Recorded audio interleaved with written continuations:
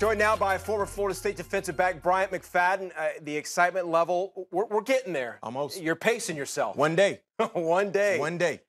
What is Florida State's plan? We've seen Bobby Bowden's team in 2007, the last Florida State team to beat Alabama, so it has happened. What are the keys to victory, though, for the Seminoles and Jimbo Fisher? Well, anytime you're playing against a Nick Saban-led team, you're playing against a very, very disciplined, smart team. And I think for Florida State, it's imperative for them to protect the football. Based on what Alabama's defense was able to do a year ago, look at the numbers there on your graphic viewers.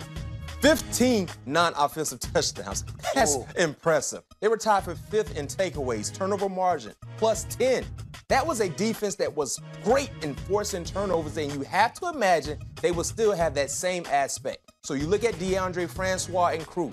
It's imperative for DeAndre to be smart with his decision-making ability and also his skill players whenever they get the football in their hands. Protect the football and make plays. You can't allow Alabama to get that defense to roll, because whenever they're rolling, that's when the momentum shifts in their favor, and it can become a blowout. And outside of the turnover battle, you have to find a way to stop Alabama's running attack. A year ago, they were 4th in Power 5 teams, 245 yards. But then when you transition to their defense, look what their defense did. They led FBS in rushing yards allowed.